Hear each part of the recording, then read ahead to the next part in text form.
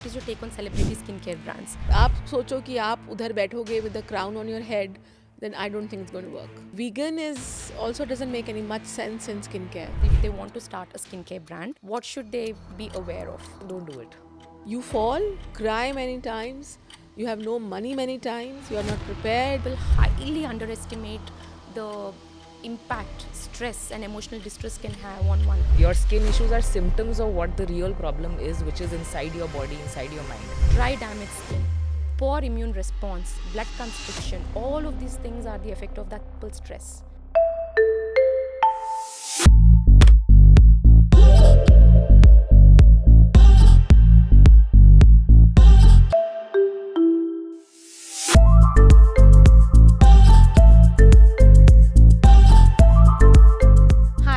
Back to Yours Holistically by Dr. Priyanka Reddy, and in today's episode we are diving deep into the fascinating world of entrepreneurship in skincare industry, as I have with me two trailblazing founders, Shaily Mehrotra, the powerhouse behind Fixderma and FCL skincare brand, and I also have Malvika Jain, the founder of Cereco, which is the India's first psychodermatology skincare brand. So together we'll explore their entrepreneurial journey, the challenges one faces in establishing a skincare brand in current times in India. We'll also be talking about preserving one's mental well-being in this entrepreneurial world. So Shaily and Malvika, thank you so much for being a part of Yours Holistically. Thank you for having us. Thanks for having us. So I will straight away start by shooting this most important question. Are sulfates and paraben dangerous in your skincare products? Should one stay away from sulfates and parabens? Definitely, I think one should stay away from sulfates and parabens. But earlier that was not the thing, to be very honest. I think social media has actually made people aware of many things, and I think a lot of information which is required, and sometimes you feel not required so much. बहुत ज़्यादा हो गया. ज़्यादा हो गया है. Because see, sulfate was there. We all understand sulfate is not going to do a lot of harm to your skin. And even paraben, to be very honest. But then, when 100 people are shouting in the same voice, then you have to go with the flow. So I'll just say that. What do you think as a doctor? I think it's just overdone. Yeah. Because I feel sulfates and parabens are not the real villains that portrayed to be. Absolutely. It's all about concentration of a particular ingredient and the frequency you use it. So for that matter, there's so many ingredients that have been villainized over the last few years just because someone is saying something and some report supported by some company is putting out wrong information. So as a practicing dermatologist, I would not be giving sulfates, or at least giving less sulfate-based products to people having dry, damaged or sensitive skin and dehydrated skin, because it can disrupt skin barrier if you're doing it very regularly. And parabens also, without parabens, most of your products that you buy with so much money are going to get expired very, very soon if you don't have a little bit of preservatives added. Absolutely. So little bit of that I think is okay. So sulfate-free shampoo won't cause much of dryness. Yeah. But if it has sulfate, it's not like you will become bald, Yeah, Also, or your hair will become very dry. So Malvika, your take on this? Yeah, like without sulfate, it's not going to foam as much also because your surfactants have sulfate. And the Indian, or in fact consumer psychology overseas also around the world, is that if the product is not foaming, then it's not cleaning me. Correct. So you want the foam, but you don't want sulfates at all. It can't be completely sulfate free and still give you the same amount of foam that a sulfate sulfate cleanser or a soap would give. So which is it's quite unfortunately consumers don't understand this, that there's a functionality, whether it's a sensorial functionality or it's a functional functionality that every ingredient has, even sulfates and parabens, like you mentioned, preservatives. Otherwise, I think surf has played a very big role, jhaag wala surf, if you remember. You think so? When we were kids, so we used to watch that commercial, all of us. Yes. That without jhaag, without foam, there is no cleansing. Correct. So I think we are being conditioned like that when we were kids, that we all understand that even your clothes, forget your hair and face, won't clean if there is no foam. Correct. I think that has made I think that's a very interesting take. And also the other point that you mentioned is very interesting. It's sensorial. So when it foams or lathers, and that's why physical exfoliation, once people start, it's very difficult to take them off physical exfoliation, because they really think when they're using those harsh Grainy scrubs stuff. and grainy beads, they think the skin is getting cleansed. Yes. Because something is trending. Yeah. right? Would you go by the trend, or would you stick to your company, what you believe is right? Because there See, is a very thin line here. I totally agree. So what we exactly do, since we have many verticals, so in our D2C vertical, when we are selling on marketplaces, we definitely follow the trends, but not in a very serious way like other companies are doing. But rest of the verticals, we don't follow the trends. We just stick to the formulation and the real cause of the skincare industry, right? Like acne, dry skin, Yeah. It's more concept-driven. anti-aging, yeah, all like that, yes. So Fixderma and FCL has done wonders in skincare industry, right? And Thank you've you. started, it's almost a decade journey. A decade, more than a decade. More than a decade. And I'm sure, and in the last few years, the skincare industry has transitioned a lot. Yes. So first of all, why did you start this brand? Like, what was that moment what was that moment when you thought, yes, I would want to start a skincare brand? And from then to now, what do you think has changed? So we were in Southeast Asia for a very long time, me and my Oh. husband, when we came back in 2007, back to India. Okay. And Fixderma was started in 2010. And I think the intention reflects in the name very well, Fix Your Derm. Yes. So that's how it was started. And we saw a huge gap in a pharmaceutical and cosmeceutical industry, because if you know about Southeast Asia, now we know so much about Korean skincare, right? So that market is very mature if you compare to Indian skincare market, very mature. Yes. So we saw the gap in terms of packaging, formulation. We were very much towards a pharmaceutical side. Everything, the look, the feel, everything was very pharmaceutical. And all the products were very, focused on fungal infections and very severe acne. So I thought we found the gap was there, and we thought that that's the best time to fill in. So we came out with some very interesting products. We started around 10 products back then, which we still sell. And we started with selling through dermats, like, our boys reach out to dermats and then they prescribe our products, and they were available through pharmacies or sometimes clinics of the doctors.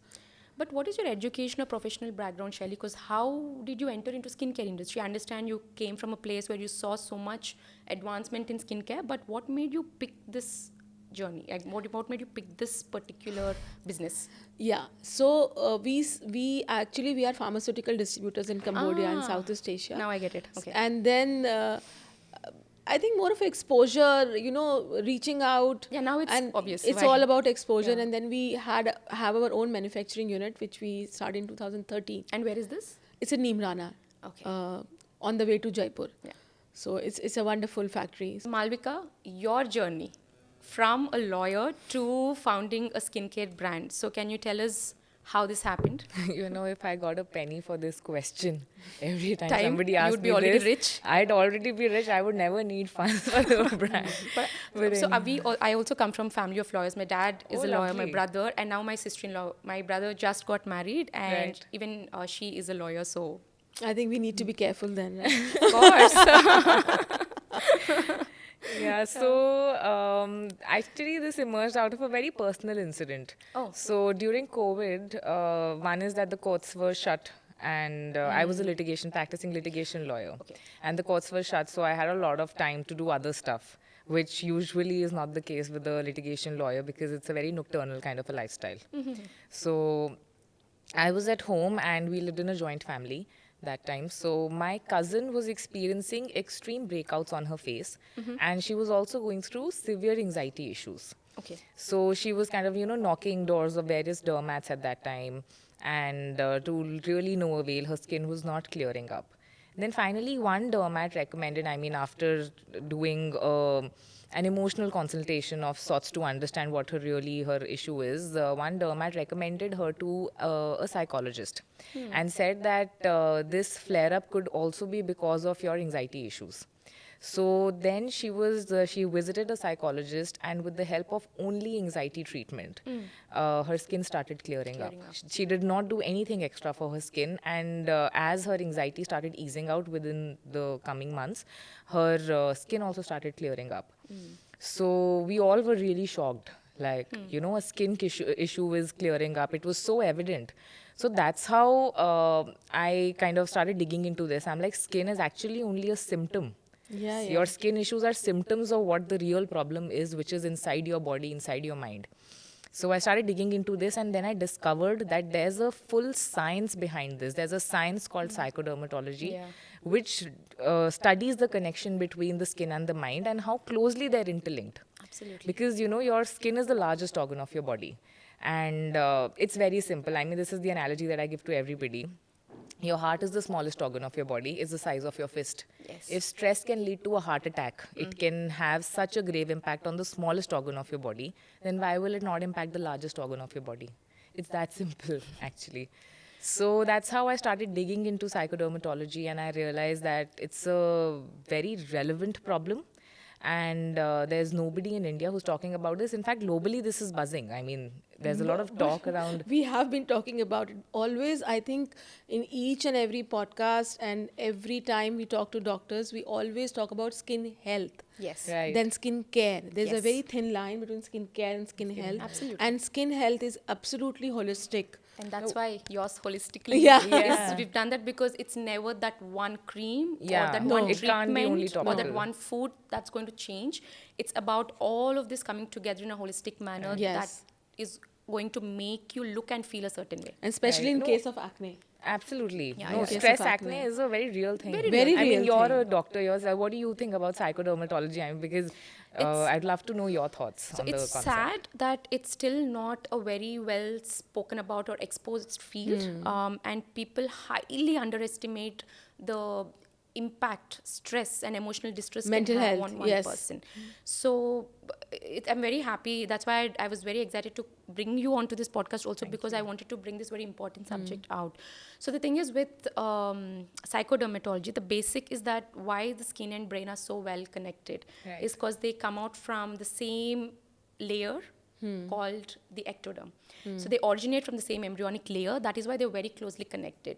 So as simple as that. So if you're emotional, you're happy, you're crying, you blush, it's everything Yeah. is seen. You can't hide anything Absolutely. because your skin tells it Absolutely. all. So when someone is stressed, so there is the activation of HPA axis that happens, and the number one stress hormone, cortisol, cortisol. is Yeah. out. And what does that cortisol do? It affects everything in the body, starting from even like triggering your oil glands to produce more Correct, sebum, and that's correct. why you get more acne. Before party, before birthday party, before Parties. marriage, before Yeah. you're going anywhere. Anywhere. And then one thing pops on your face. Yeah, because this is like a flight or fight response the body has, right? But when it's Yeah. acute stress, it's okay. But when the stress is chronic, it leads to all these problems. these problems, So for skin, we say, your acne, even anything that is triggered because of oils, like your dandruff, eventually Yeah. leading to folliculitis and boils on your scalp. Yeah.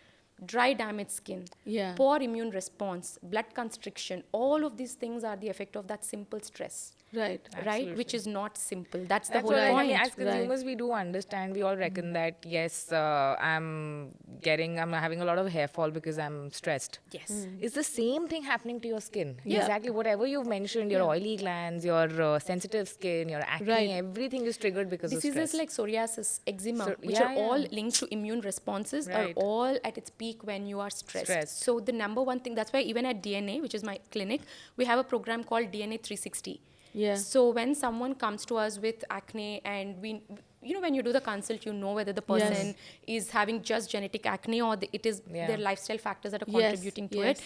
And so we put them on to multidisciplinary approach, wherein we have a gynecologist, a psychologist, or a counselor, and then there is the general physician. So all of us come on board and help the person address the root cause of the factor, Correct. the concern that they've come to us with. And once that root cause is addressed, it magically treats all the Yeah. conditions.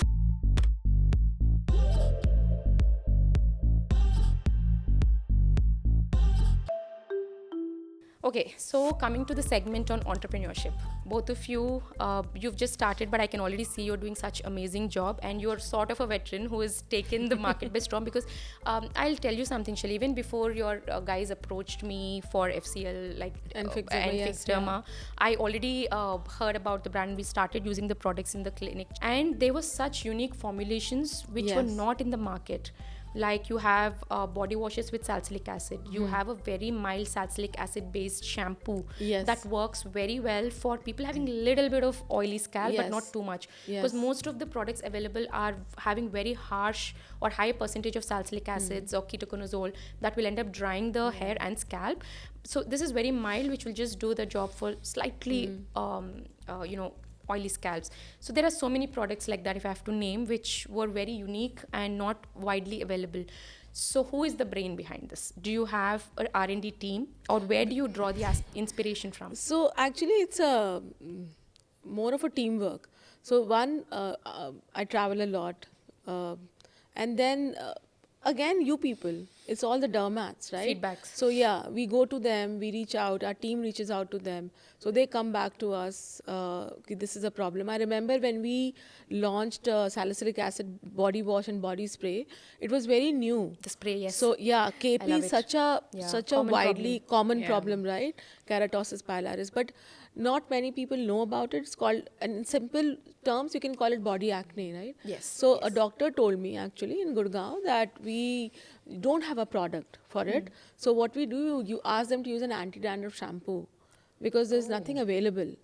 And so I think we got an idea from there, and so it's derma. Sometimes we travel abroad, and since we are also exporting to 30 plus countries, so we also Wow. keep a very strong this thing that certain formulations are not allowed, like tar.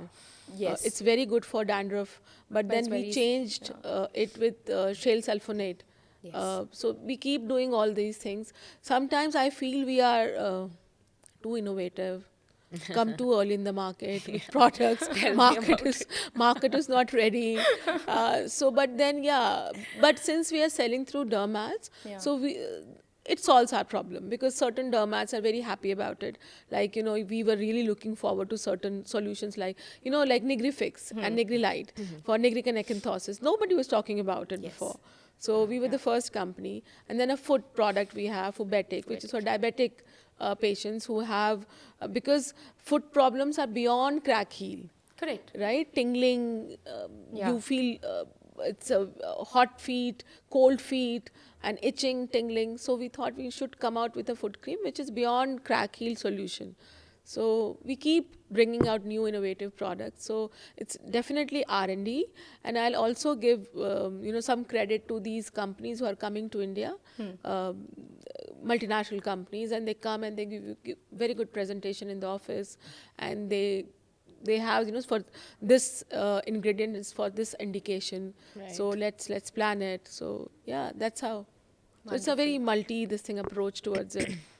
So Malvika, what about you? Now, like we've already discussed that it's a fairly new segment in the market. So what is your approach? How do you do your R&D? How do you know what is needed in the market? So, of course, I think one is that India always follows the Western trends. So, Sadly so. yeah, I mean, unfortunately, that is the case. Whatever's happening in the West is definitely going to come to India. So that's one in terms of if I only talk from a business POV, that psychodermatology, like I mentioned, is really picking up globally. In the West, it's really picking up. And here in India, we have very few psychodermatologists who are practicing this domain and who are certified psychodermatologists. But overseas, there are a lot of clinics which have this practice. So we definitely, I think, learn from the West, learn from our, I would say, better halves in that sense. And other than that, adding to Shaily's point, we have, of course, there are so many now multinationals supplying ingredients, formulations, R&D. It's become very approachable in India, in that sense, through these exhibitions and a lot of other places you get so many connects, you get ideas. So when I started the brand, I knew that I want to make a psychodermatology brand because it's very relevant. I identified the problem, but next step was to identify the solution for that problem. And here we're not only educating about the solution, we're also educating about the problem first. Correct. So the solution also had to be equally innovative and effective. Okay, so one question to both of you now. Okay, I want to start a skincare brand. What should I do? So when I say I, not me, I have no I know, such the thoughts. I'm consumer. just talking about anybody in the audience. Now, if they want to start a skincare brand, what should they be aware of? So, honestly, I had the privilege of getting connected with some really good folks in the skincare industry before I started my brand, and they were brutally honest to tell me not to do it. I'll be very fair. They told me that because the first question, and this is like right after I quit my law practice, I went to attend Cosmoprof Mumbai, and that's where I also connected with a couple of people there, and I remember Sorry, when you say you met some people in skincare industry, you mean like founders or doctors? I or met founders, doctors, or people so working all- in these multinational skincare brands and the legacy brands and stuff. So I met with them, and then I remember one person asking me that, "What do you if you okay?" I said I want to launch a skincare brand. So she asked me what's the differentiation. By that time, I had Yes. like this experience of psychodermatology had not happened with me. Okay. This cousin story had not happened. Okay, so even before that, you wanted to get into skincare. I wanted to get into skincare. So she asked me like, what's the, what's your differentiation? I said, it'll be a vegan brand. It'll be a natural brand. Then she's like, don't do it. This is not a differentiation. She's like, this is not a differentiation anymore. Yeah. So don't do it. And I felt like somebody had slapped me because, she's like, I came with so much aspiration. Okay, I'm so inspired and stuff. And then I went back and I was like, okay, I'm not going to do this because she gave me a reality check. And then this entire episode happened, and I was like, over the next 6 months, I had given up on the idea of doing this. And then it was literally like God's calling. I would say that it so happened that my cousin experienced this, and I discovered psychodermatology. And so I would say, I think to any budding entrepreneur that this is, of course, a very, very cluttered category. I mean, it's nice. I think it's thrilling. It's fun. But it's also, there are a lot of skincare brands here already, which are solving for you have a solution for almost every problem today. Already. So unless you have something which Effective or not is a different question. yeah, exactly. Unless you have something which does not exist, you need to have something very, very unique or promising to launch a brand. Like, don't just do it because you find You it should do fancy. something. So your say is, ask yourself what is your USP. Yeah. If you can't find an answer to it, wait. Yeah. Wait. Shaily, Come on, I can write a book actually on this question. I'm waiting for it. Please do. So we were in Cosmoprof just, I think, few days back, and almost 90% of the footfall was about making their own brand. And 90% of them wanted to copy our brand. So can we make something like this? So this is what they have in the mind. So I think the struggle is real. One, it's not a cakewalk. So I don't want to sound this, but I think Shark Tank type of episodes had made it very glamorous. So people think it's fun. Yes. So just make your own brand in your own private label. There is no entry barrier. Yes. Right? It's about skincare, anything. Yeah. I'm talking about clothing, shoes, socks, Absolutely. anything. I mean, there's so many Anyone brands. can come Food, and right? start their brand, Anybody can start. Just reach out to a manufacturer and ask them to make in your own brand and just start the business. Start selling on marketplace, and then you find a fund. You go for funding, get the funds, And just sell like it. that, you get funds and And then sell you- it, and you become rich overnight. Yeah. I think that idea is almost in all of these, young kids. So, and they think it's very simple, I'm now wondering very who all easy. you met, what all questions they are asked you, and you were just become so like. And the struggle is real, Yeah. very real. You fall many times, you cry many times, you have no money many times, you are not prepared, you have no idea. You might be very good with finance, you might be very good with, say, marketing, but you might not be very good with tech. Yeah. So somewhere something is missing, right? And to put all the blocks in place is not easy. And again, doing business is like you are being on a treadmill. You can increase the speed or reduce the speed, but you cannot get Get off. off. That means you're shutting down. Yeah. So guys, before you start, what she said, one, how you can differentiate. What is your differentiator? Yeah. Why are you launching it? What is your plan? And second, be real. It's dhanda. It's like, doing business where the idea is to make money, right? Yeah. It's not fun. Yeah. So people think doing business is fun, just doing podcasts, giving interviews, getting into the magazines, getting some awards. So that's not real. That's not real. That's on social media. I think a lot of preparation. One, I always say this one word is resilience, and Absolutely. that word is actually loaded. Yeah. And that's not easy. It's You said- have to stay put. Like, no, I'm going to make it. Right. I So- think that's for any Any buddy who business. wants to succeed in life. That Any resilience in business. every aspect, I Right. think, is very, very So important. be it skincare is definitely very cluttered because of ease of business. No entry barrier is there because you can reach out to a manufacturer in Noida, Baddi, Himachal, Gujarat, anywhere, and he's more than happy to make it for you. Yeah. And he will make a very small batch for you, right? Yes. So, and you think you're a winner if you reach out to them. And he is making money, not you. Yes. You haven't haven't made any money, right? Yet. Yet. So you have to sell it now. And selling it is on marketplace. I meet so many of them, they come to office and they don't even know what Amazon is going to charge, what Myntra is going to charge, what Nykaa is going to charge. And there's a waiting. You have to wait 6 months, 8 months, 1 year to onboard. So they have not done all the homework yet. So I'll say that you have to go step by step.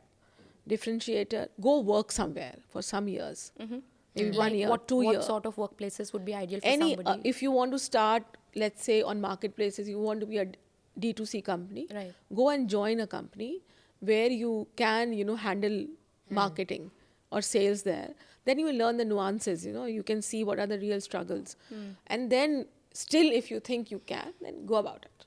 It's not simple. I have cried many times, like Sure. when we were importing 2 brands in India. That's how we started, and then those brands got sold.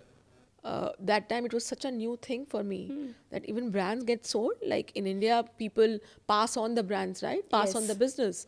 And I was Generational. representing, I don't want to name the brand, I was representing that brand in India. That's how I started my journey in 2008. It was an Australian brand, skincare brand. And after 1 year, I just got one mail that we have sold the company to an American company. And I was just sitting and looking at my monitor like this. Now what? I had just established the brand, running, pillar to post to sell my products. So Because what that did was it a make shock. you feel at that moment? Do you still remember how you felt at that Of moment? course. And So- what happened at that moment when So you see, saw because I was selling their brand, and then I realized that the market is there, definitely, the gap is there, and we should have our own brand. that? So that's when this idea of starting your own Yeah, brand has come. but the struggle was real. When we started, the acceptance from Dermat was not there because they were so used to other brands, and we were a little expensive then because skincare was as cheap as 90 rupees, 80 rupees a product, an ointment, right? So we got out something, we started with 160 rupees. So imagine, acceptance. So it takes a long time. D2C was not there.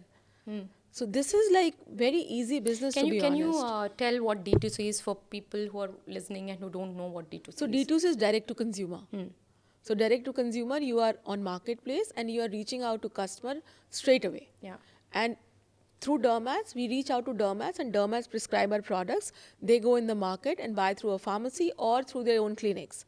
So you are not getting directly to a directly. customer. But D2C is directly to customers. Actually, it's a blessing. But again, there's so much of clutter because there's no entry barrier. That's true. So everybody can enter and start their business. So how much time did it take from you reading that mail to you starting your own brand? Soon, very soon. So that mail made you decide this is what I'm Yes, going to do. yes. And then we went for private label. Yes. So I want you to tell me that process. Yeah, so then we went for private label. So my husband gave me the idea that I think we should have our own brand. And then we thought we didn't have enough capital to invest in our own manufacturing unit. So we went for private label. But since we were in Southeast Asia, so we had very good connections, we started exports also. But exports require, very good packaging and quality. You have to be 100% sure. Private label, they were like quite easygoing in terms of quality and packaging both. So 2013, No proper we regulations thought, and- yes, we yes. thought we should have our own manufacturing unit.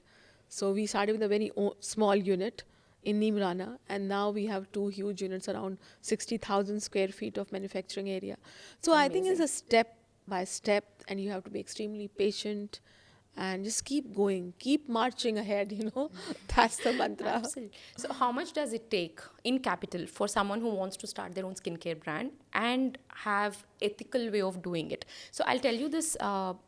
So, as you were mentioning, Shaily, that it's very easy for anybody to start a skincare brand with private labeling, because this. So, there was some phase in my career where I thought, okay, I should also start my own skincare line, because market was still not this cluttered when I thought of this. Yeah. Right. And then it for You're almost missed the bus now. I'm glad. I'm not meant for it. I realized, and I've not done much work on it, because Yeah. very soon into it, I realized this is not for me. And why is, one, it took me almost a year to identify someone who I can do the R&D with and source the ingredients and formulate and all of that. So the identifying that person itself took a long time for A me. long time. It takes a long It time. takes a long time.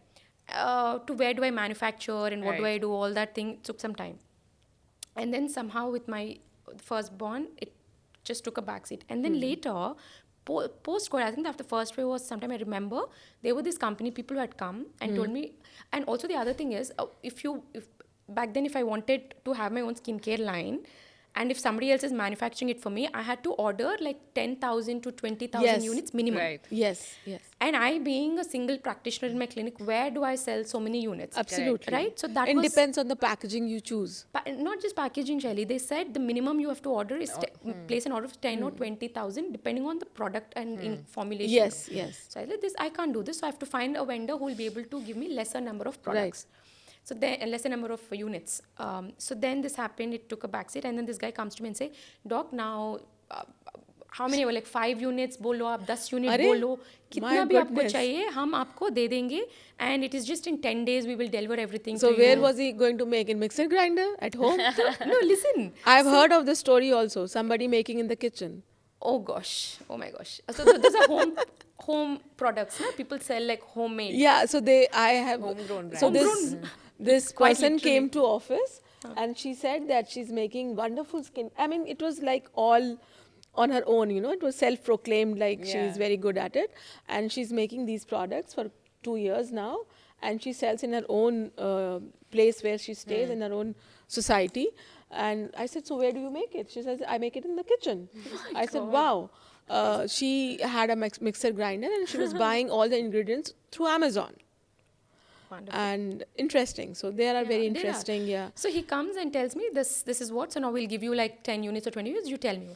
I said, Acha, okay. And I got this was a few years back. No? So I was like, oh, okay, wonderful.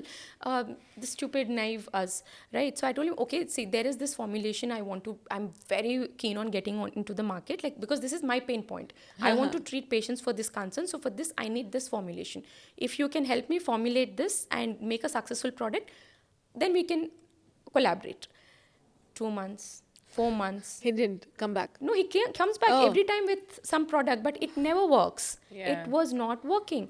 Then I said, see, this is taking too much of my time. And anyways, when you have the effective product, you just come to me. And then he never came back. But then what I realized is, why and how is he able to make these 5-10 units is because there are 10 other clinics that he's partnered with, and he's giving the same product batch. with different labeling. I've heard that. Right. No. So if you're buying XYZ clinic product or XYZ brand product, it's more likely that chances are that they are all the same formulation with different branding. Yeah, yeah. Right. And then when I got to know And this, they put the claims also as per your whims and fancy. Yes, they So will. they put one batch, they fill in, and whatever you like, will they he label it. told me straight that, doc, whatever you want will be on the bottle. Then I said, who will take care of, all the regulations, what will happen, what about the permissions and all that? All that is on us. Don't worry. Whatever labeling you want, we'll get it. Whatever ingredients you want, we'll put it on the bottle. And like I said, I don't want to name who it is and what clinics are getting these things from. I know how many clinics are sourcing from that, and the margins are very high with him, because what is he's not losing much, right? He's supplying the same formulation to many places. So this So majority of D2C brands are like, I'm It's sorry very to say, scary. but they are doing the same. They just like whatever they like. They No, write that it is on true, because the it's claims are yeah, are yeah. bizarre, Very sometimes. similar products. and very similar. like But like you were just asking that what does Yeah. it take for somebody to start their own brand? I think more than the capital, like Shaily mentioned, resilience, patience, everything. I spent 2 years researching, like that gap of 6 months also Yeah. It included, takes a where very long time. I took 2 years before I launched my brand, and I started my first range with a very like with the leading pharmaceutical company in the country, because again when I visited manufacturers, I mean it was questionable what was happening a lot for a lot of facilities, and I was like, it's my first time. I need to get it right. It has to be efficacious. It has to have like a drug grade protocol followed and everything. So I mean, you have to have that ethical, like you were Yeah. mentioning, you have to be ethical and moral about it as well. Can't be just like in the heat of the moment, or that burning passion that I want to launch a brand. You just launch anything. Yeah, because you launching is the easiest part one can do. Exactly. See, The going back, that struggling is the yeah, struggle. correct. that's what I'm saying. That going back to my first line, which I didn't say just like that. People think make a product, get funding, sell it, and become rich. So it's not that. So they just miss those part, where you making the product also takes a very long time. But then again, if you are thinking short term or long term, Yes. how long is your vision? So that's also there, right? So I had this discussion. So another company person also had come and told, Doc, we'll do a brand. We'll together come up with these things, and we can. It's exactly like you said. We can get thoda funding aa jayega, then we'll make it like a 50 crore company and we'll sell it. Acha, itna easy hai. So why isn't everyone doing it? It's so easy for everyone to do it. It's not that simple. Yeah. So when all was this happening, and I had a discussion with a doctor that I really look up to, Dr. Renita Rajan. She has her own skin. She's a curator for one of the brands, and she is fully into research, and she knows Yeah. the science behind the ingredients, the formulation. So if you are that into something is when you can start your own brand, because it's not easy. I know how many hours she gives into this and what goes into coming up with your own Right. skincare line. It's not easy. Not So easy. that is why after discussing with Dr. Renita, I was like, no, I don't think this is my cup of tea. I don't find passion in this. And if I'm not passionate about something, the authenticity is gone and it gonna shows, compromise, and the yeah. brand will fail. So then I thought, okay, let me just not even get into this whole thing. And running a business is also a huge challenge. So example, you also, so many dermats also reach out to us. Yes. Make something for us, and then I have to tell them, see, even your fraternity is not going to buy from you. Yes. See, if as a doctor, you will call certain doctors and say, Dr. Monisha, just write my brand. She'll write. Yeah. ठीक है, Dr. Priyanka ने बोला अभी तो तो ये लिख लोग देती जो हूँ. will- एक good बार will- लिखा, दो दो बार बार लिखा. लिखा. Next time, it's a business. Yeah. You need to Yeah. talk to her in commercial terms. Commercial terms, like, and even if you're willing to pay that much, the product should be effective. Correct. It Right. should deliver. Then, if it doesn't, the patients, the clients itself will step You're back. losing your clients also then. Yeah, because And it's a full-time job. Yeah. You can run your It's- clinic yeah. or you can do business. yes, I mean, you cannot do it's both. not both. Yes, No, not absolutely. possible. Or you should have somebody run your clinic and then you run this business. You correct. can't put your feet on both the boats and Yes, sail yes, smooth. One boat is going to sink for sure. Correct. Yeah. So again, the capital. Coming back to the question, just give me some rough idea on how much money do I have to have if I have to start my brand ethically, preferably having the plant in India. A small size plant, not like 60,000 capacity, Shaily. Don't give us those looks. We are all trying to start something and be resilient. Come on, give us a number. It's very difficult because, see, it's very difficult to give you in numbers. There's many reasons behind it. So where you want to have your own plant, how you want to sell, you want to sell it online, offline, what channels you want to prefer.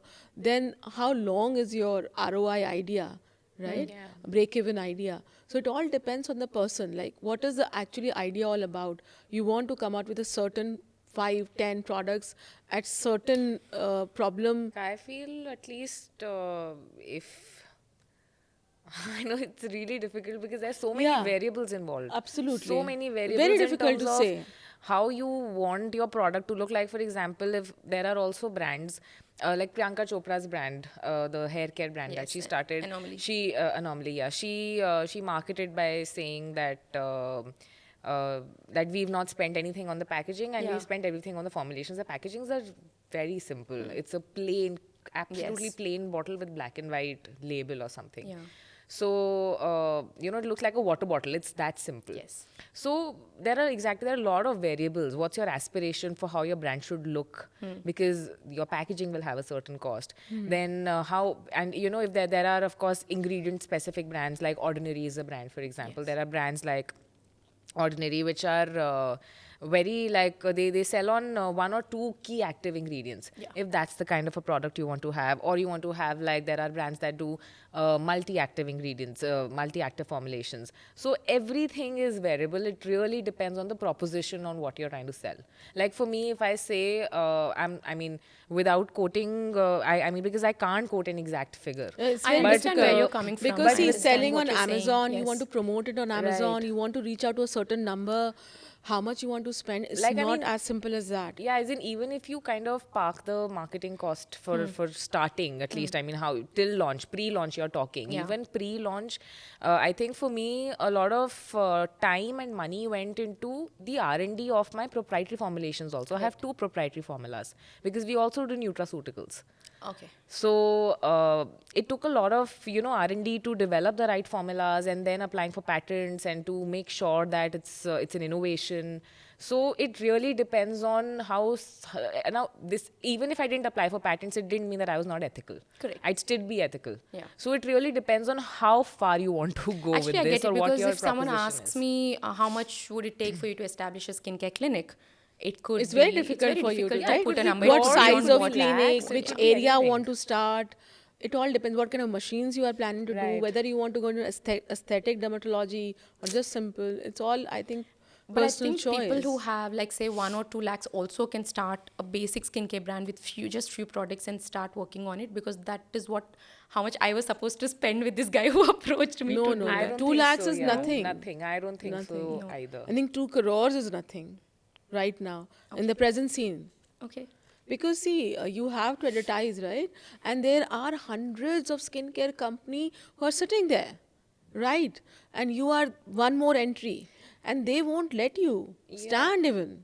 There's something very interesting to And this that I whatever can- you will say, they'll copy and start saying the same thing. Absolutely, something very interesting, like from my own experience. So, of course, I would like very excitedly I launched and everything. And first day we got many orders for launch day, because so many people were eyeing this. Like my friends, family, friends of friends, family of family. Everybody was waiting for the launch.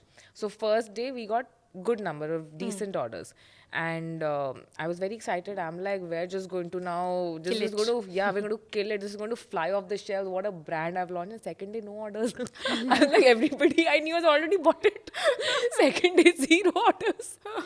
So then I was like, oh my God, And this that's shit so this- nice of her to say, because that's the reality. Yeah, and I'm like, this Yes. shit is real. We need to now start advertising. And then I was what like, Now happens? the struggle is starting. Abhi tak, because I was thinking, okay, now the hard part is done. I've made the product, launched the brand. I was like, no, now it starts. And I have actually not done realize anything it's now. Meta and Google who makes the most of the money. Yeah. Nobody else. Tell me about it. Yes. It's so, insane So what the happened amount on the day 3, day 4? So how did you? Yeah, we like, realized, I'm like, ad spends. Number one thing, I'm like, start running ads. Ads. And we need people to know. I'm like, only my 100 people Know around about me know it. this. Nobody outside of this circle knows the brand. And these 100 people, out of my good relation with them, have bought it once. They're not going to keep buying this. Yes. So, and also, I mean, so yeah, I just realized, like, marketing, like she's been repetitively mentioning, you have to have a marketing plan, marketing budgets, a marketing team, marketing mind. If you're per se not somebody who has that creative marketing mindset, or maybe you're not, like, you don't think that that's your forte, Yeah. then So get a hire good someone. agency. Yes, But you yes. need to have Have that that person in because place. exactly, it's a bloodbath. It's a. So I don't want to use that word. I was like, because I didn't want to sound like, I'm being very No, I'm- negative about yeah, it. I don't want But to the discourage struggle anyone, is but very Like, real. the reason very why real. you guys are here is to show people and tell people the facts, not sugarcoat things, because then whoever wants to enter is prepared. Sure, no, absolutely. Because I'm telling from my experience, like I took the marketing ads and all of these things for granted because I thought the hard part is launching, and I've And people launched, will I'm know done. about it. I'm So, good to go. Money is going to start flowing into Yeah, my but account Dr. now. Priyanka, Nothing, for that's what happened. me, saying something like this, what she's saying, I think she is more believable because she has just started 1 year back. When I say people reach out to us in office so many times, and when I tell them not to go about it, and they think, you have done it, and now Yeah. you are Now telling you're me not telling to me do not it. to But do what it. it takes So to get what to there, do? yeah. Yeah. But her is like people will believe No, it's in just fact, when somebody tells me, like your product is expensive, I'm like, it's my sweat and blood that I'm charging you for. So when you say marketing works, so what marketing is working for you? I think Is it the Google ads, Instagram ads, influencer collaboration, or putting it off on the shelf of some prominent places, or the e-commerce sites? What is working? I think I'll tell you one thing that, if you've got to be everywhere because there is no one there is answer. you can't choose because it's like I'll tell you, like if you in D2C, if you stop spending somewhere, it's not that your brand will float. It will not float. It It'll won't sink. float. It will sink. So for it to float, not even scale, for it to float, Just- you have to be first available everywhere. Like availability, I think, is the number one thing, which includes by availability or visibility on Instagram, YouTube, Facebook, WhatsApp, Telegram, Pinterest, you name Not it. availability, LinkedIn, visibility. visibility, Yeah. and then availability on e-commerce, quick Yeah. commerce, retail, doctor clinics, everywhere. You need to be seen, you need to be heard, you need to be, I mean, your brand has to be screaming everywhere for consumer to, after years of this happening, they will realize, okay, yeah, I've seen this brand. Yeah. Because the same consumer is getting 50 ads of different skincare brands in a day. So if I type skincare product for this, I get Yeah, many yeah. automatic recommendations. recommendations 200 from Instagram and YouTube and choices. all. You Yes, just yes. we don't even ask for it anymore, but we still keep getting it. So, exactly adding to the point what you were mentioning, that when you Google something and you see so many products and whatever. So, I think there's this one saying that when you Google a symptom, the disease that comes up first is the disease which has the best SEO. Yeah. So, Yeah. yeah, Interesting. exactly. I mean, SEO is, I mean, it's doing everything, and as consumers, we feel that okay, whatever's coming on top is the best. But that's the company that's bidding the most Absolutely. on Google. So, like the importance of Google and Meta, as we were discussing, is this that this happened today. So today, just generally, I mean, I was researching some ingredients and I was reading about minoxidil, and so I wanted to read a research paper. I scrolled, and finally went to the third page of Google, is where I found a good, legitimate research paper, a medical research paper, because before that I only found product recommendations. So the first page of Google is taken by bids from brands that are recommending products as soon as you search an ingredient. So, I mean, it's indispensable. Like you were asking, where do I, what is priority? Everything's a priority. I asked this also because I was having a conversation with a founder from a different brand, and they say they never partnered with influencers and they've not done certain activities which are commonly done, and it's like there's nothing wrong or right. It is what worked for a particular brand, which is why I asked. So, what is really important? Is it the Google ads, being present on Instagram, or doing the ads, or talking through influencers? But I think every brand has their own way of selling the product, and there is a story that will. Right. See, I feel like even we have not partnered with very, like, those A-listed influencers or celebrities so far in the brand. Because even my thought process kind of works in a similar way, where I want my brand to first be known for its concept, for its proposition. I'm actually trying to sell psychodermatology more than I'm trying to sell Serico. So, so for that, I mean, I'm trying to, not partner, like not make this a celebrity-faced brand right now. At least that's for now. I don't know what's in store for future, because it's also very important, because that's what the consumer listens to. That's who the consumer listens to. What ultimately what you're saying is being omnipresent is very important. Very, Is very your take important. on this? So, Yeah. Shaily, you agree to 100%. this? See, when you are a smaller size or when you have just started a brand, then you can choose that, like, I don't want to collaborate with brands, or I don't want to collaborate with influencers, or I don't want to do this, do that. But then when your size or when you like expanding, then you need to be everywhere, and you have to use micro, macro, A-list, everything. You cannot, any stone unturned. Everything has to be done. Otherwise, the competition is really, really tough. The competitors are there and they're real. So, and they will just take over. So you have to be, everything has to be done. So, if you are planning to go to offline, then ATL, BTL activities, merchandising. So each and every vertical is a huge struggle. So I think, and you slowly go towards it.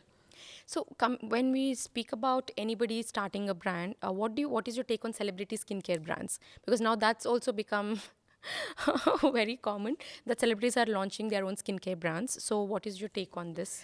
I I don't think you can just sell a brand because it is backed by a celeb. I think there should be more to it. Yeah. I think one has to understand, even if a celeb, that it's, after all, it's an entrepreneurial journey. Yes. So if that person has to step off that thing and be a normal entrepreneur, I think then you can run a business. But somebody else can never run a business for you. So I always give this thing in Haryana. They say that if you have to go to heaven, you have to die, Ah, right? So if you won't die, then somebody else will go to the heaven. correct. So they say ना कि मरने के लिए स्वर्ग जाना पड़ता है, पड़ेगा। नहीं, स्वर्ग जाने के लिए मरना पड़ता है, तो फिर मरना तो पड़ेगा. तो कोई, आप सोचो कि आप उधर बैठोगे with the crown on your head, then I don't think it's going to work. And This also is I my think take now, on it. No, but I think it is about building that organization where you have experts who are doing it and you have a share in the company and your face of the company. That's one way of how people are doing. But also I think authenticity and being real is what sells, because we see some celebrity skincare brands doing really well because that celebrity is very much into skincare. She knows or he knows the ingredients. They know how it works. At least they've put that work of researching and doing it from scratch. That is seen, and that is why certain brands sell. But while sometimes a celebrity just shows the product and says, "Isme ye hai, isme wo hai," just anybody, I think now it's become so real. People are seeing through you and through the brand. And though I don't own a skincare brand, as a consumer, I feel when we have lots of brands, we can see the story of the brand. We can see how authentic they are in their R&D. Everything is in, and that's how the brand sells and stays. See, again, one line you said, doing well. So that's also, I think, has lot more to it. How much time you have spent in the industry defines your success as a brand and a profitable business. And with a good brand image. I think all these 4-5 things, when they are put together, then you say you are doing well. Correct. Just launching a brand, she said it was very nice of her that first day I could sell. So as a celeb, you can sell it for 2 months. For her, it was a day. For 2 months, 3 months. But then continuing the process, selling good number of pieces in a profitable way for a long time where there is a repeat purchase, I think that defines a successful brand. From my angle, right? I feel that, especially if we talk about skincare, then in our industry, we have the opportunity to retain consumers compared to any other industry, or the lifetime value of a consumer in the skincare industry, LTV as we call it, is higher compared to other industries, because skincare as a product is such which will, if you're using it every day, You will repeat it. You'll repeat it, and Yes. it's working well for you, and you'll repeat it quickly in a month or so. Yes. True. So what the celebrity, I feel, can do is, it's like a sensorial. The role of a celebrity is the role of a sensorial in a product, or the role of packaging in a product. More than sensorial, packaging, or sensorial when I say the smell. So as consumers, if there are layers to buying a product, the first layer is the look. When you look at the product, the second is the smell. Even if it's written fragrance free, we will smell it. Yes. So that, and the third is then, and you repeat the product if it's worked. So celebrity ka utna hi role hai. They will get you to buy the product, but the brand will sustain if the brand is good. Reselling is And without questionable unless the reselling, brand without retention, without reselling, the brand cannot sustain if the product is not good. The that's and then the brand will think that the celebrity is not working. I mean, it was not a good celebrity. that's a We very should have partnered interesting point with a there. better Yeah, celebrity. absolutely. I 100% agree Because there with are a lot of that's case, actually, yes. lot of case studies of brands who started their brands with celebs. Then the brands did not get repeat purchases, so they blamed the celebs. कि इससे better celebs hire करना चाहिए था. And then there are brands who started with smaller celebs, but the Brand the is product was really- so fantastic that the brand flew, and then they were like that, and the celeb also flew with them. So there are both kind of stories. That's what Yeah. I'm saying. It's all about the formulation and Yeah, efficacy of the product that absolutely. can take the brand Sure, anywhere. 100%. So, what is your take on clean beauty, vegan beauty, cruelty free, and all these terms and labels that come? How authentic are these brands? Because when we say organic, we know how much organic the product is. But for audience, I want Yeah. you to tell it once for all, because as practicing dermatologist, every day in my clinic, 9 out of 10 people who come say that I want chemical free. I understand if somebody prefers cruelty free vegan. I totally respect that Chemical-free. decision. But people want chemical free. So I said, pani pina chhod do, aap khana khana chhod do, because everything is a chemical. H2O, yeah, it's in है everything. ना? Our body is made of chemicals. Chemical. Yeah. So this vegan free, cruelty free, I totally respect individuals' choice and decision. But when it comes to organic, clean beauty is also a questionable term in my opinion. But since you deal with these labelings on a day-to-day basis, please give us some clarity on what this term actually mean. Dermatologist tested or dermatologically tested is another questionable term in my opinion. But when you're formulating and branding, what do these terms mean? So, vegan, it's funny to be from cruelty free. So we do get certificates from the manufacturer of the ingredients. That's cruelty free. And anyways, we are not going to test our products on rabbits, and so that's of course vegan is also doesn't make any much sense in skincare. Actually, it doesn't make any sense in skincare. Can you elaborate on this? Like milk-based products, or so all AHAs, BHAs are derived from milk, and so it's not easy to be vegan. So I really wonder at the companies who are claiming them to be their products are vegan. So Can you name a few ingredients that are actually vegan? Like some products or ingredients that can be vegan? like aloe vera is vegan. Yeah. Any like plant extracts? Many plant extracts. so but then plant when you and are herb formulating the extracts. complete product, then it's very difficult to keep it vegan. I mean, this is what I think. What do you think? Do you have any Yeah, I thoughts on feel this? that see the terms vegan and vegan. Ideally, what I perceive is that for somebody who wants a vegan product, is also vegan. Yes, absolutely. Only then they want a vegan product, because chalo, even if your products are we all know skincare products penetrate into your skin and all of that, and you want to completely not support milk products, milk based or animal based products, which is why anything and everything you want vegan in your life, that's okay. But I think for regular people, non-vegetarians for example, or vegetarians for example, or regular people, to say that I want a vegan product, what is the rationale? No, I don't Why think that do you those are want- the people. I don't think those are the people who are asking for it. People who are vegans, even like with their diet, are the people who are looking for vegan products. In fact, but I mean, maybe, but I've come across a lot of consumers who specifically ask me that, consumers being my friends and family also, who've asked me if my products are vegan, and I'm So like, I why? think she's absolutely right. And What's the I asked rationale them, behind it? And I asked them, I'm like, why? Why? Like, what is the relevance of this question? Are you vegan? And they're like, no, man, why does the product on your face have to I think be that is vegan? absolutely like. So that's that makes about no sense, vegan. because you're not a vegan with your diet and Right. why? Because there is no rationale. And other than that, like about cruelty free, I supported myself. And dermatologically tested also I support, because I feel like your products, and also sensitive skin type friendly, dermatologically Those tested. make sense. Those kind absolutely of testings are sensitive skin.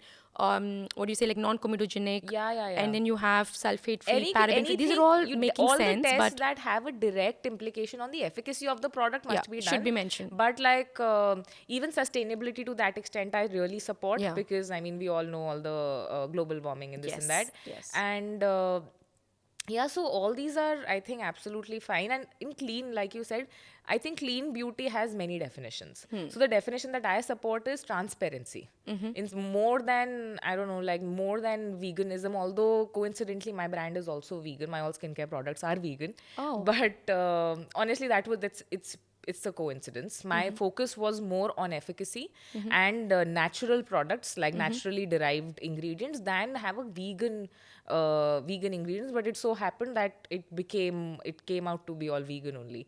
So I feel that, I mean, in so far as all these things go, there has to be rational, and sustainability is something that I support, like I said. But So when it comes I think to it's this all social cruelty-free- media Yeah. who created all this, and then after a while they forget it, something new comes up, yeah. and then they're after that. So since we sell through Dermat, so we are definitely dermatologically Tested, yeah. and we give all our products when I we make it for testing. But I feel like the term is being very frivolously Yeah, used, because yeah. every product एक धब्बा मारो कि dermatologically हाँ, tested, उसमें कुछ sense ही नहीं. कुछ भी लिख दो Yeah, अभी तो. कुछ भी. So the thing is with cruelty free, I have one more question, is that snail mucin or Yeah. products like these, do you label them as cruelty free? Because I personally don't think it's I- cruelty free. In case you are somebody who is very Right. strict with cruelty free, you're putting the poor snail through so much and to Sure. extract that secretion. I think it's a complete. I don't understand snail mucin actually, because I've see, also you not have used to it. irritate the snail, Snail, and yeah. then Put he it through certain excretes temperatures for yeah, like- a little bit of mucin. Yeah. And I don't know how you can manufacture so much of snail mucin with such less of mucin. He excretes. Yeah. So Yeah. that's, and again you're irritating the snail. So Yeah. it's not cruelty free, definitely. It's not cruelty free, Yeah, exactly. It's not cruelty free, exactly. Yeah. No, So because- cruelty free is not just not testing in lab on lab animals, but it's also making sure that no living being is harmed or put through certain Correct. distress in the process. So that is Yes. the actual definition of cruelty Cruelty-free, free. correct. And there's so many products that are not following this but labeling cruelty free. Yes. And we all know that. Yep. Many other segments, like there's so many ingredients now we are very familiar with, but when it comes to psychodermatology, let's discuss about the common ingredients used in the products that will help relieve the stress and control the skin condition. So what are the ingredients we are looking here? So, like I mentioned in the starting, that I have a proprietary blend. If I'm just talking about topical formulation right now, I have a proprietary psychodermatology blend, which is a blend of 4 ingredients. It's got marine algae, it's got wild indigo, basil, and centella. So it's just how, in what proportion, what part of the plant. So if I was to kind of put it down very simply, see, like aloe vera is one plant, and aloe vera gel that comes from the aloe vera plant has a different function. The leaf has a different function. The stem has a different function. The thorns have a different function. So what part of the marine algae plant that I'm using is what is the innovation. So, and the process that I'm putting these ingredients through to form that blend, which has a synergistic impact of reducing stress, is the innovation. So, but in layman language, this is what the 4 key ingredients that go in every formulation of Serico. The marine algae, wild indigo, centella, and basil, they go in every formulation. And these are the ingredients that have a mood elevating impact or a stress reducing impact. So tell me, like, considering I'm a layman, Yeah. okay, how do these ingredients, when applied on certain parts of the body, helps relieve the stress? Because we feel it's very internal, right? Right. You have to take a pill Yeah. for certain Right. systemic absorption has to be there at a good level for certain things to be working. Right. But you are telling me, I feel I'm being fooled. Like, you just Yeah. apply a product and then I'm relieving my stress. Yeah. But there is science behind this as well. I know as a doctor.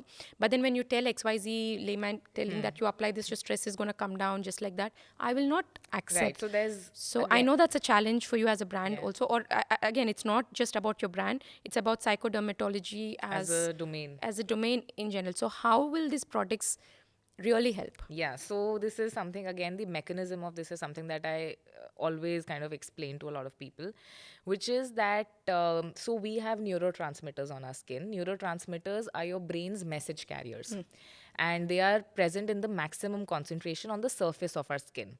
So imagine, like, if you touch something hot, it takes the message to your brain of pain. That's through those neurotransmitters. So to simply put it, imagine the product is coming in contact with those neurotransmitters when you apply it, and it takes the message to your brain to reduce your stress. So that's the, like, simple maths of it. Apart from, of course, the deep diving into the science of how the skin and mind are connected to so many systems. Your nervous system and your cutaneous system are extremely, synchronized. So it's having a direct impact on the skin, but this is the long and short of it. Yeah.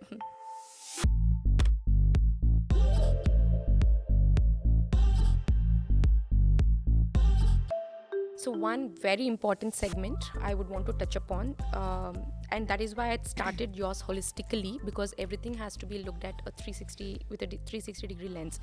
So we see many young people being succumbed to sudden cardiac arrests, or having lifestyle disorders like, say, very early onset of diabetes, and so many other health conditions coming very, very early on. So I think stress is a super silent killer. Yes. And most people don't even realize how much stress can impact their health Right. overall until it has gone too far. So as founders, I know you'll have to deal with a lot of pressures. How would you take care of your mental health? And do you realize that you have stress? And if you realize, what do you do to take care of it? Oh, actually, Because you were just mentioning about Rohan Mirchandani, who just passed away, very young founder. We don't know the whole picture, but it's a very young age. We don't know the genetics. We don't know what played the role. it's very, very sad to hear, but yeah, I think I told you in the beginning also, the struggle is really real, very real. Every day you go to office and there's something, some bomb somewhere ticking, to explode.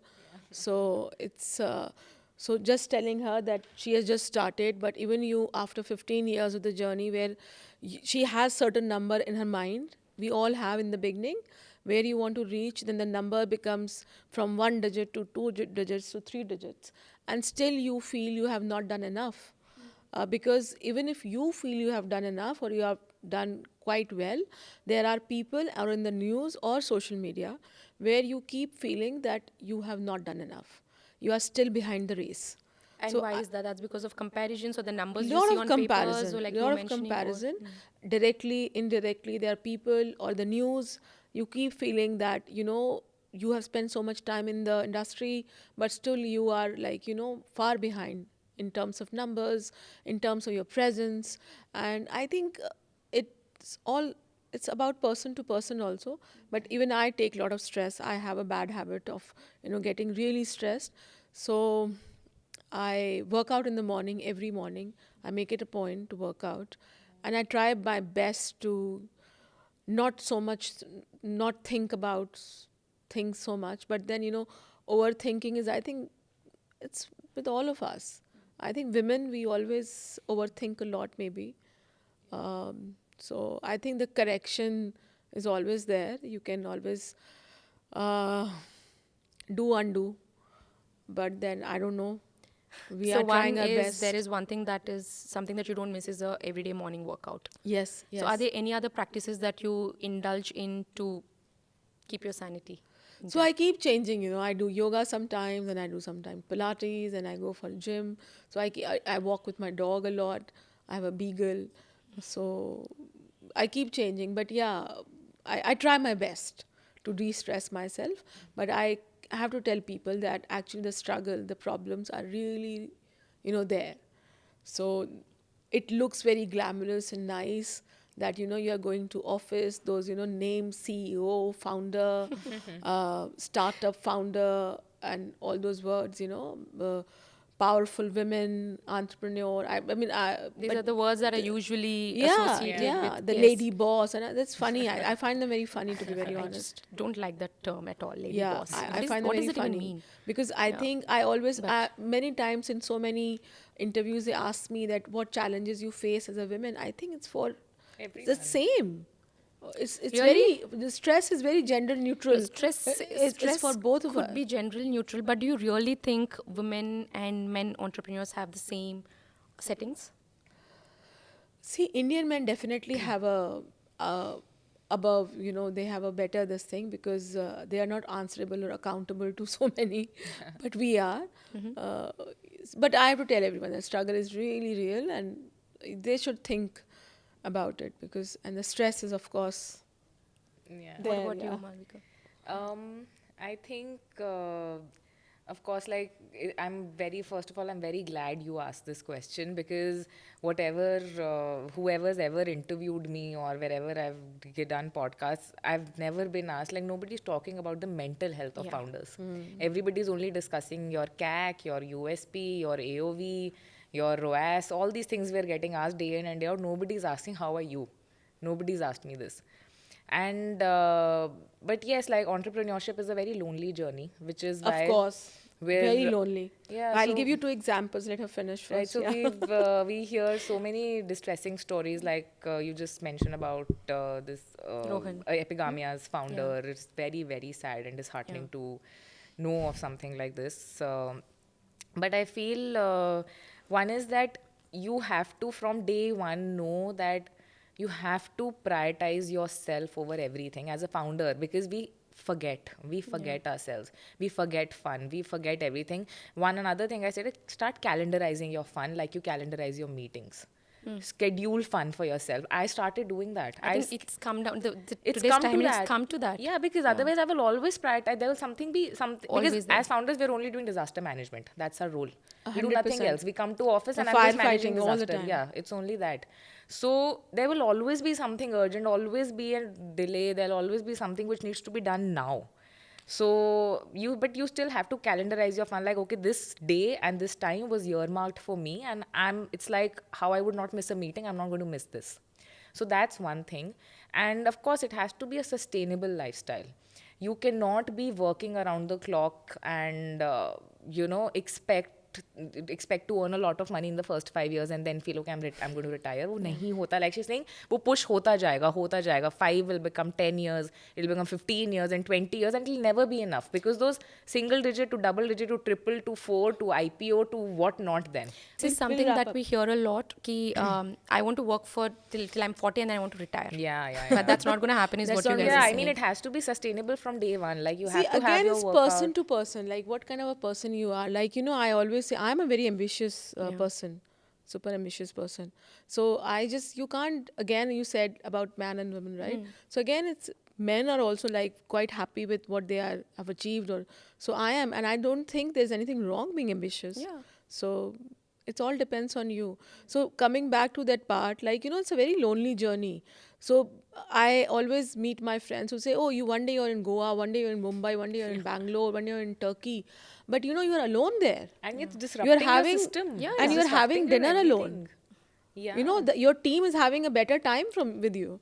I mean, they are having a better time Guys, than you. what do you have to say? No, I'm honest. Just being honest. You are sitting alone in your room. Yeah, of course. Absolutely. I second And then this. one more thing which I just happened with me just now.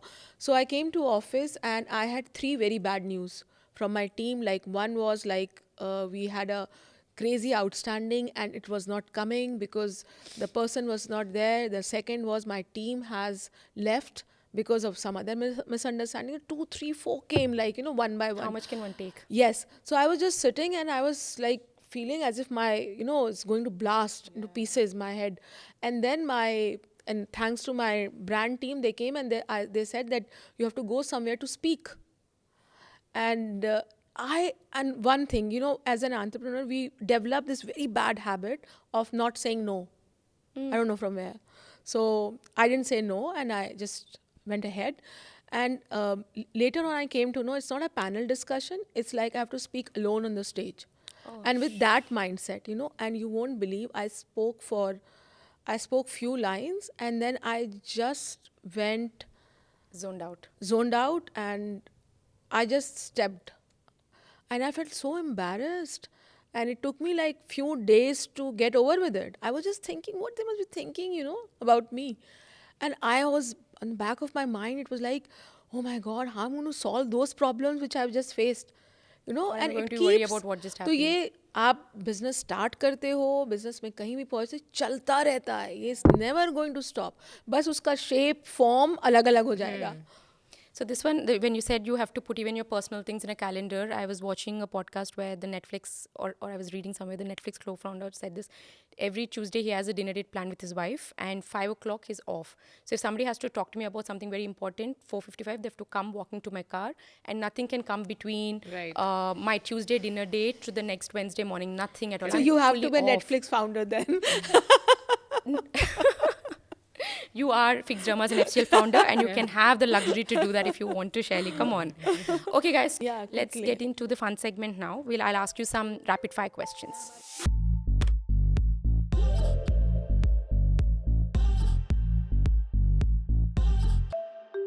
So So this is a rapid fire. Okay, we'll try to keep it as short and crisp as possible. So what do you think is the next big trend in skincare? Psychodermatology.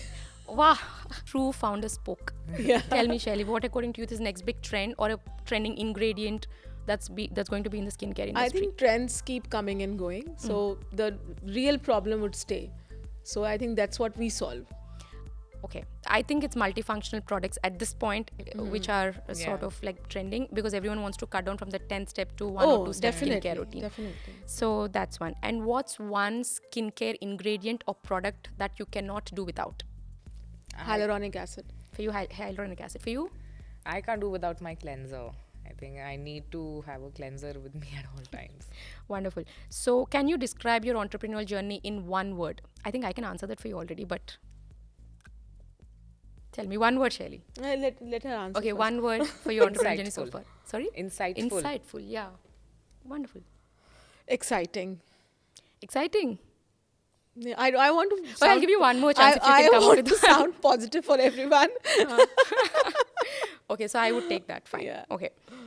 What's the most surprising thing about running a business? Just one word, or something that can come to you as a shocker, or something that surprised you. Oh, Self-discovery. ah, I've discovered so much about myself through this journey. Shaily. About business. Yeah, About business, or about yourself, like you said, self-discovery. So, what was something that surprised you while you were running this business? The problems never stop. Never ever. They keep surprising you. They and shocking keep you. surprising me every single day. Okay. So who is your inspiration? Do you have one role model or one for person who played a significant role in your journey? Yeah, I really look up to James Dyson because I feel like he's the founder of Dyson, and I believe that he created. I mean, I really resonate with his journey in the sense like we never knew that the air that we breathe inside our homes is worse than the air that we breathe outside. So he first educated people about the problem that you're breathing toxic air, and then created a solution for it, which is what we're doing, educating the consumer about how stress can have grave repercussions on the skin, and then also educating them about the solution about to go with the psychodermatology holistic approach. Holistic approach. Shaily? For me, thousands of people, I look at each and everyone as a mentor.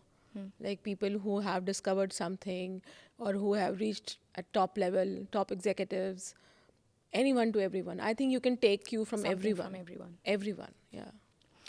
Cool. Okay, one more question. Just in one word, one essential skill every entrepreneur needs. Patience. Resilience. Resilience. I Yeah. knew you would say that.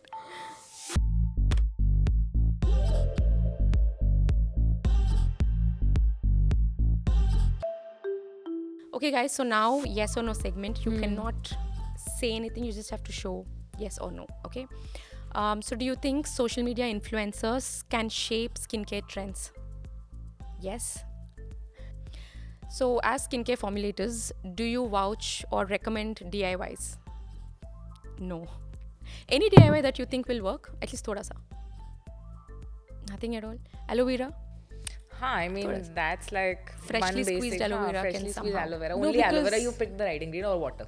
Yeah. But aloe vera is also of many kinds. Sometimes it's caused a lot of itchiness, I've heard. That's when you don't take the sap off properly, the yellow Yeah. thing, that fluid that comes, that can cause irritation. So that's why when you take aloe vera, cut it into like slice it in the bit in middle and wash it, take off the yellow sap and take only the center clear gel and use it freshly every single day. Right. Don't store it for a longer period of time. That's when you don't get those irritation and all of that. Is double cleansing for everyone? Yeah, I think, do you think for dry skin it works for cleansing twice? I personally, in my practice, don't recommend double cleansing for everyone. It is when you have a lot of makeup on, Yeah. or you're using or wearing water-resistant thick sunscreens and products that are not easily taken off by your regular cleanser. So that's when I recommend double cleansing, especially for people who put on a lot of makeup. But otherwise, you could just do your regular cleanser on your day-to-day basis and double cleanse only when you have decked up yourself and used Right. sort of resistant products on your Right, face. right. But otherwise, especially for people with very dry skin, it could be a little sensitizing. Do you think sustainability is going to be the next trend in skincare? Possible. And luxury skincare products work better than the regular skincare products? I think it's just market positioning. How you want to position your product. Because a tube of, say, a retinoid that is worth 230 rupees Yeah. can deliver so much more than this 16,000 foreign products, because that one single tube solves your acne, your aging, pigmentation, and so much more than what a 15,000. Sometimes it's that. Sometimes it's also that luxury products do have their own sets of benefits, but it's not that only luxury skincare will work. No, definitely not. So thank you so much, Shaily and Malvika. This was a great episode. And I hope to everyone who's listening, it's not just so simple building a brand, what it looks like. So one needs resilience, patience, and determination to be able to do well in whatever business. It's not just about skincare whatever industry. you are doing. So I hope you enjoyed this episode as much as I did. Thoroughly. Thank you so Extremely. much. Yeah. Yeah, It was very great. nice. Really yeah. enjoyed. Wonderful talking. Thank you so much. Thank you. Thank you so much. So yes, as you've heard, entrepreneurial journey is never that easy and it's not a smooth ride. So yeah, if you are an aspiring entrepreneur, I hope this episode has helped you, and please stay tuned and look forward to more such episodes where I bring in inspiring stories and entrepreneurs in front of you. Until the next episode, signing off, yours holistically, Dr. Priyanka Reddy.